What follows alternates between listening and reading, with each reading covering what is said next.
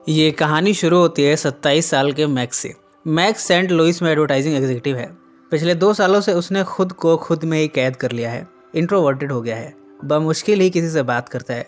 2 साल पहले उसकी वाइफ जेनी की एक कार एक्सीडेंट में डेथ हो गई थी। मैक्स ये सदमा भुला नहीं पाया। आज उसके दोस्त नील ने बैचलर पार्टी रखी है। मैक्स जाना तो नहीं चाहता था, पर नील उससे दोस्ती का वास्ता देता था। इस तरह से मैक्स को जाना ही पड़ा। मैक्स जाते हुए रास्ते में व्हाइट पैलेस डाइनर से 50 बर्गर पिक करता है पार्टी के लिए। इसीलिए मैक्स अपने दोस्त की पार्टी में पहुंचा है। यहाँ जब ये बॉक्सेस को खोलते हैं तब देखते हैं कि इनमें 6 बॉक्सेस खाली हैं, यानी 6 बर्गर्स मिसिंग हैं। मैक्स तुरंत ही व्हाइट पैलेस की तरफ जा रहा है। उसके दोस्त तो उसे रोक रहे हैं, पर मैक्स भला क्यों रुके। वो व्हाइट पैलेस पहुंचा है। यहाँ वो खाली बॉक्सेस को दिखाता है। काउंटर पर है नोरा। नोरा यहाँ की वेट्रेस है। पहले तो नोरा इस बात को एक्सेप्ट नहीं करती कि उसके द्वारा कोई गलती हो सकती है। वो कहती है कि फ्री में बर्गर लेने का अच्छा तरीका है। तुम झूठ बोल रहे हो। मैक्स बॉक्सेस को सुंघाता है, कहता है कि अगर इसमें बर्गर होते तो स्मेल भी आती। अंत में नोरा को रिफंड देना ही पड़ा, पर वो काफ़ी गुस्से में है। मैक्स इस तरह वापस पार्टी में पहुंचा है। यहाँ कुछ पुरानी यादों की पिक्चर्स है। इनमें से एक तस्वीर है जेनी की। मैक्स की नज़र जब अपनी वाइफ जेनी की तस्वीर पर जाती है तब वो इमोशनल हो जाता है। डिप्रेशन में वो एक बार में पहुंचा है। यहाँ बैठा वो उदास है। यहाँ वो ड्रिंक लेना शुरू करता है। तभी यहाँ ड्रिंक लेती हुई नोरा की नज़र मैक्स पर जाती है। वो उसे पहचान लेती है। उसके सामने जाकर वो उसे फ्लर्ट मारना शुरू करती है। इस क्रम में वो मैक्स के जांघों पर अपना हाथ रख देती है। मैक्स इन सब से इनकार करता है। बातों बातों में बता देता है कि उसकी वाइफ की डेथ हो चुकी है, इसलिए वो उदास रहता है। उसके पास कोई नहीं है अपनी तन्हाई बांटने के लिए। इन सब पर नोरा हंसने लगती है। उसका बिहेवियर मैक्स को पसंद नहीं आया। वो जाने लगा। नोरा कहती है कि उसने भी अपने बेटे को खो दिया है, उसकी डेथ हो चुकी है। मैक्स ने सांत्वना दिया और कार में आकर बैठ गया। इतने में नोरा आती है। वो उससे लिफ्ट मांगती है। मैक्स अनचाहे तरीके से उसे घर पर ड्रॉप करता है, पर घर के आगे वो बेहोश होकर गिर जाता है। नोरा आज की रात मैक्स से रुकने की रिक्वेस्ट करती है। मैक्स यहाँ जब सोया है तब उसे जेनी का सपना आया। इसके बाद यहाँ नोरा आती है। नोरा मैक्स के साथ संभोग करना शुरू करती है। पहले तो मैक्स को लगा कि ये जेनी ही है, पर थोड़े ही टाइम में उसकी गलतफहमी दूर हो गई। ये तो नोरा है, पर अब वो भी वासना की आग में जल रहा है। दोनों यहाँ धुआंधार संभोग करते हैं। अगली सुबह नोरा अपने बेड पर है, जबकि ड्रॉअर में मैक्स को नोरा के बच्चे की तस्वीर दिखी है। वो जाने लगता है। सुबह के समय मैक्स अपनी वाइफ के कब्र पर पहुंचा है। यहाँ वो इमोशनल होता है। इसके बाद उसके कदम अपने आप ही व्हाइट पैलेस की तरफ चले गए। यहाँ कार में बैठा वो नोरा को देखता है, जो कि अपनी शिफ्ट पूरी करके बस पकड़ रही है।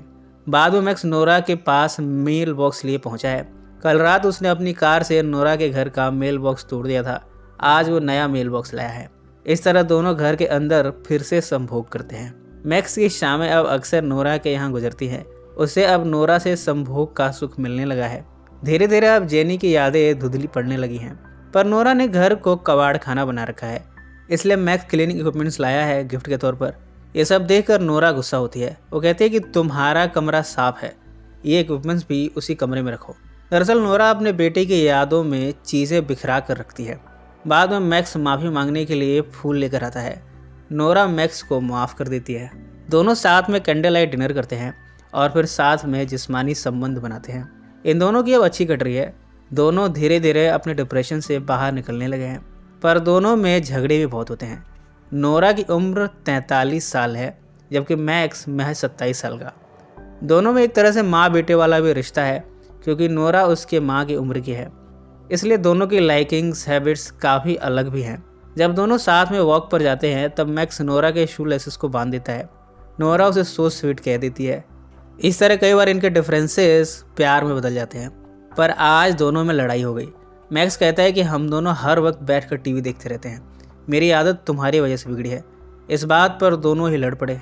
नोरा यह याद दिलाती है कि दोनों की उम्र में कितना फासला है। नोरा का गुस्सा शांत करने के लिए मैक्स उसके पास जाता है। दोनों यहाँ जिस्मानी संबंध बनाते हैं। फिलहाल के लिए दोनों की गलतफहमियाँ दूर हो गई हैं। मैक्स समाज के सामने अपने इस रिलेशनशिप को छुपाना चाहता है। हाल ही में मैक्स के दोस्त नील की शादी थी। मैक्स ने नोरा को वहाँ ले जाना ज़रूरी नहीं समझा। नोरा इस बात पर गुस्सा हुई। दोनों में आर्गुमेंट होती है। नोरा आरोप लगाती है कि तुम अभी भी जेनी से प्यार करते हो, मैं तो बस तुम्हारा टाइम पास हूँ, तुम तो मुझे लेकर शर्मिंदा हो। मैक्स इस बात से इनकार करता है। कुछ दिनों के बाद नोरा की बड़ी बहन जूडिथ का यहाँ आना हुआ। जूडिथ और मैक्स यहाँ एक दूसरे का हालचाल लेते हैं। दोनों में ट्यूनिंग भी मिलती है। जूडी मैक्स को बताती है कि उनके पेरेंट्स ने नोरा और जूडी को अकेला छोड़ दिया था। दोनों ने किस तरह एक दूसरे को संभाला।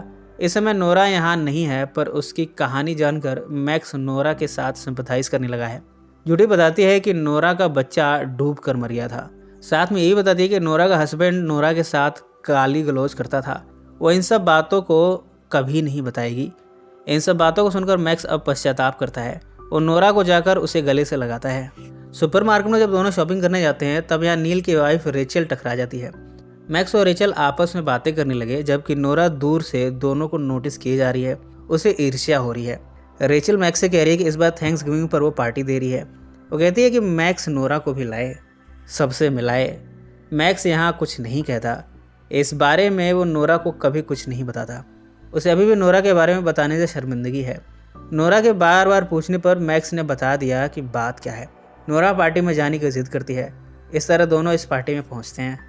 नोरा की उम्र देखकर मैक्स के दोस्त और साथ में रेचल भी नोरा का मजाक उड़ाते हैं। नोरा इन सब से शर्मिंदगी महसूस करती है। यहाँ नोरा और नील के फादर के बीच में आर्गुमेंट हो जाती है। नोरा यहाँ से जल्दी घर चली जाती है। मैक्स के साथ उसकी मदर भी यहाँ आई हैं। बाद में दोनों भी यहाँ से चले गए। नोरा और मैक्स घर आकर आपस में आर्गुमेंट करते हैं। नोरा सारा गुस्सा मैक्स पर उतारती है और उसे घर से चले जाने को कहती है। अगले दिन मैक्स नोरा के पास जा रहा है, ये सोचकर कि शायद उसका गुस्सा शांत हो गया हो। वो वाइट पैलेस जाता है। यहाँ उसे पता चला है कि नोरा ने जॉब छोड़ दिया है। आनंद फानंद में मैक्स घर जाता है। वो देखता है कि अपार्टमेंट अब खाली है।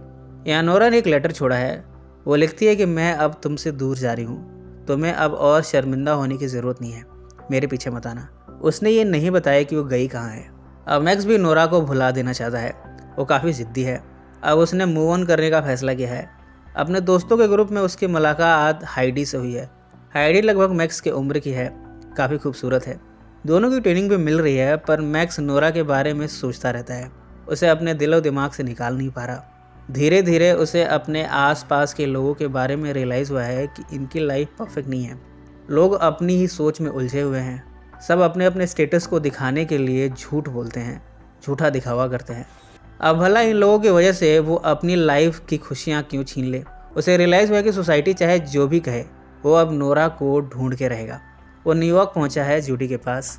जूडी बताती है कि नोरा यहाँ एक रेस्टोरेंट में वेट्रेस के तौर पर काम करती है। मैक्स इस रेस्टोरेंट में पहुंचता है। वो बाहर से नोरा को देखता है।